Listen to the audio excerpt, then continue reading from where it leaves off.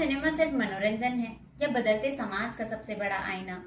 जब जब इस देश की व्यवस्था सोती है या आम नागरिक लाचार महसूस करता है, तब तब हमारे सिनेमा ने दिखाया है कि कैसे देश का युवा बदलाव का असली जरिया बनता है। आज हम बात करेंगे भारतीय सिनेमा की उन 6 आइकॉनिक फिल्मों की जिन्होंने युवाओं के उदासीनता से पॉलिटिकल अवेकनिंग के सफर को पर्दे पर बखूबी ढंग से उतारा है। इस लिस्ट की पहली फिल्म है रंग दे बसंती। रंग दे बसंती युवाओं के अपॉलिटिकल से पॉलिटिकल अवेकनिंग के सफर की कहानी है। यह फिल्म 2 पैरेलल नैरेटिव्स के साथ चलती है। पहला 1920-30 के दौर के भारतीय क्रांतिकारियों की कहानी और दूसरा आज के दौर के दिशाहीन, प्रिविलेज्ड और केयर फ्री कॉलेज स्टूडेंट्स की कहानी। फिल्म में ये मॉडर्न युवा एक ब्रिटिश डॉक्यूमेंट्री में स्वतंत्रता सेनानियों का किरदार निभाना शुरू करते हैं और हमारे क्रांतिकारियों की विचारधारा जानने के बाद उनके जैसे ही सोचने लगते हैं। फिल्म का सेंट्रल कॉन्फ्लिक्ट तब पैदा होता है जब एक करप्ट डिफेंस डील के कारण उनका पायलट दोस्त अजय राठौर, जिसका किरदार आर माधवन, मारा जाता है और भ्रष्ट सिस्टम अपनी कमियों को छुपाने के लिए मृत पायलट पर ही दोष मढ़ देता है। यह पर्सनल ड्रामा इन युवाओं के भीतर एक कलेक्टिव रिवॉल्यूशनरी गुस्से को जन्म देता है। उन्हें एहसास होता है कि अतीत का कॉलोनियल रूल और आज का करप्ट डेमोक्रेटिक सिस्टम दोनों ही आम नागरिकों के शोषण में एक जैसा है। यहीं से फिल्म का वो सबसे आइकॉनिक थॉट बाहर आता है कि कोई भी देश परफेक्ट नहीं होता, उसे परफेक्ट बनाना पड़ता है। फिल्म का क्लाइमेक्स इसी पॉलिटिकल अवेकनिंग की हाई पॉइंट है, जहां ये युवा व्यवस्था से भागने या सिर्फ शिकायत करने के बजाय खुद जिम्मेदारी उठाता है।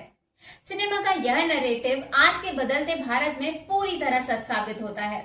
आज भी देश में व्यवस्था फेल होती है या किसी के साथ अन्याय होता है, चाहे वो आरजे मेडिकल कॉलेज केस हो या हाथरस जैसी घटनाएं, तो बिना किसी पॉलिटिकल गॉडफादर या पार्टी बैनर के देश का आम युवा इंसाफ के लिए खुद सड़क पर उतर आता है।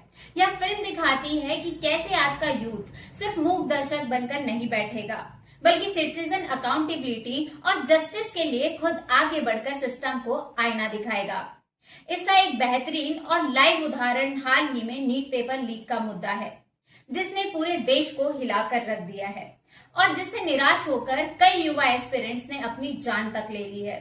इसी गंभीर अन्याय के खिलाफ 6 जून को जंतर मंतर पर सोशल मीडिया से खड़ा हुआ मूवमेंट कॉकरोच जनता पार्टी का एक बड़ा प्रोटेस्ट देखने को मिला है, जहां देश का युवा और छात्र सीधे सड़कों पर उतरकर एजुकेशन मिनिस्टर के इस्तीफा की मांग कर रहा है। इसी कड़ी की दूसरी फिल्म है 2004 में आई मणिरत्न की युवा। इसमें अजय देवगन का कैरेक्टर माइकल मुखर्जी एक ब्रिलियंट विजनरी और निडर छात्र नेता है, जो कॉलेज के युवाओं को सिर्फ ड्राइंग रूम में बैठकर शिकायत करने के बजाय सीधे राजनीति के गंदे दलदल में उतरकर उसे साफ करने के लिए मोटिवेट करता है। माइकल का सीधा मुकाबला प्रसन्नजीत चटर्जी, ओम पुरी जैसे शातिर नेताओं और लल्लन सिंह, अभिषेक बच्चन जैसे बाहुबली गुंडों से होता है, जो छात्रों की आवाज को दबाना चाहते हैं। लेकिन माइकल युवाओं को संगठित कर चुनाव जीतता है। इस फिल्म का नैरेटिव भी आज हमारे देश के माहौल से बिल्कुल अलग नहीं है। जेएनयू, डीयू या हैदराबाद जैसे हमारे देश की बेहतरीन एकेडमिक कैंपस में जो छात्र राजनीति और वैचारिक डिबेट्स दिखाती है, वे इसी नैरेटिव को रिफ्लेक्ट करता है। आज का युवा पॉलिसी मेकिंग, यूनिवर्सिटी फीस और अभिव्यक्ति की आजादी पर तीखे सवाल उठाता है। यह फिल्म साबित करती है कि कॉलेज कैंपस सिर्फ डिग्री लेने की जगह नहीं, बल्कि वे देश की डेमोक्रेसी और लीडरशिप को शेप करने वाला सबसे मजबूत पावर हाउस है। इस सिलसिले को आगे बढ़ाती तीसरी फिल्म है हजारों ख्वाहिशें ऐसी, जो 1970 के दशक के आपातकाल और नक्सली आंदोलन की पृष्ठभूमि पर बनी है। इसमें कायकाय मैनून का किरदार सिद्धार्थ तैयब जी एक ऐसी कम्युनिटी विचारधारा से गहराई से प्रभावित होता है, जो समाज के आखिरी पायदान पर खड़े व्यक्ति को हक दिलाना चाहता है। सिद्धार्थ अपनी प्रिविलेज जिंदगी को ठोकर मारकर सुदूर गांवों में आदिवासी और गरीब किसानों को शोषक जिम्मेदारियों के खिलाफ संगठित करने निकल पड़ता है। वर्तमान समय में यह फिल्म आज के उन युवाओं की कहानी है जो कॉर्पोरेट जॉब छोड़कर सिविल सोसाइटी और मानव अधिकारों के लिए काम कर रहे हैं। यह फिल्म आज के यूथ के उस हिस्से को दिखाती है जो सोशल मीडिया से आगे बढ़कर ग्रासरूट लेवल पर असल बदलाव लाना चाहते हैं। इसी कड़ी में हमारी चौथी फिल्म इतिहास के पन्नों से निकल कर आती है। साल 1952 की आइकॉनिक तमिल फिल्म पराशक्ति। महान अभिनेता शिवाजी गणेशन के इस डेब्यू रोल में उनका किरदार गुणसेकरन दूसरे विश्व युद्ध के बाद बिखर चुके समाज में गरीबी, ढोंग, जातिवाद और मंदिरों के पुजारियों द्वारा किए जाने वाला शोषण के खिलाफ एक बेहद तीखी, तर्कसंगत और रिवॉल्यूशनरी आवाज उठाता है। यह फिल्म उस दौर के द्रविडियन मूवमेंट की बैकबोन बनी थी, जिसने साउथ इंडिया के लाखों पिछड़े और शोषित युवाओं को अपने हक के लिए जागरूक किया। यूथ मोबिलाइजेशन के एक बिल्कुल नए पहलू को दिखाती इस कड़ी की 5वीं फिल्म है तेलुगु पॉलिटिक्स ड्रामा लीडर 1। इसमें राणा दुग्गावती का किरदार अर्जुन प्रसाद एक फॉरेन एजुकेटेड, हाईली क्वालिफाइड युवा है, जो अपने मुख्यमंत्री पिता की हत्या के बाद राज्य की कमान संभालता है। अर्जुन पुरानी सड़ी गली जातिवाद और करप्ट ब्लैकमेलिंग वाली राजनीति को सीधे से खारिज कर देता है और एक ट्रांसपेरेंट, अकाउंटेबल गवर्नेंस के लिए राज्य के लाखों पढ़े लिखे युवाओं को एक डिजिटल वेव के जरिए अपने साथ जोड़ता है। यह फिल्म हमारे देश के उस युवा शक्ति की आवाज को दिखाता है जो खोखली बयानबाजी, मुफ्त के रेवड़ियों और धर्म जाति के नाम पर होने वाली ध्रुवीकरण से उब चुका है।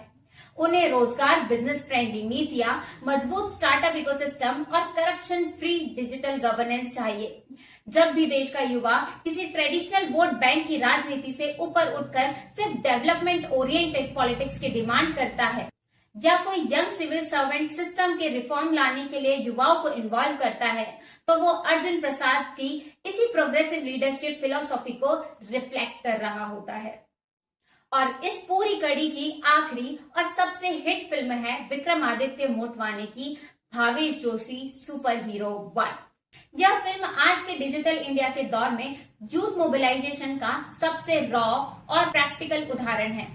फिल्म में हर्षवर्धन कपूर, सिकंदर और प्रियांशु पेन्युली भावेश जैसे आम लड़के शुरुआत में इंसाफ टीवी के नाम का एक यूट्यूब चैनल और सोशल मीडिया हैंडल्स के जरिए स्थानीय करप्शन जैसे पानी की चोरी, अवैध निर्माण और ट्रैफिक रूल्स तोड़ने वाले रसूखदारों को एक्सपोज करते हैं।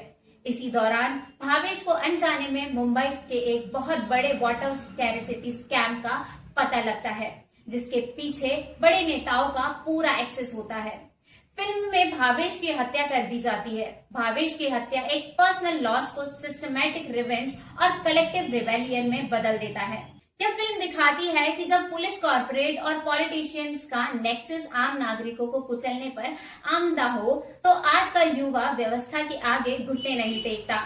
फिल्म का क्रक्स यह है कि भावेश मरेगा तो 100 भावेश पैदा होंगे। यह आइडिया आज के इंटरनेट एरा में पूरी तरह फिट बैठता है, जहां एक हैशटैग या एक वायरल वीडियो रातों रात एक नेशनल मूवमेंट बन जाता है। ये थी हमारी 6 फिल्म्स रिकमेंडेशन, जिनका सेंटर था यूथ पॉलिटिक्स। ये थी हमारी 6 फिल्म रिकमेंडेशन जिसका सेंटर था यूथ पॉलिटिक्स। इन सभी फिल्मों का क्रक्स सिर्फ एक ही है कि आज का युवा सिर्फ मूक दर्शक बनकर रील स्क्रॉल करने वाली पीढ़ी नहीं है, बल्कि वो अपनी जिम्मेदारी बखूबी समझती है।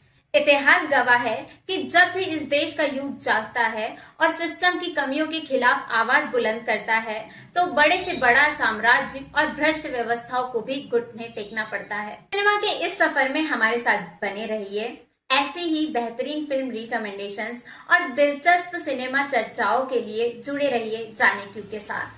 वीडियो को लाइक करें, दोस्तों के साथ शेयर करें और सब्सक्राइब की बटन दबाना ना भूलें। धन्यवाद।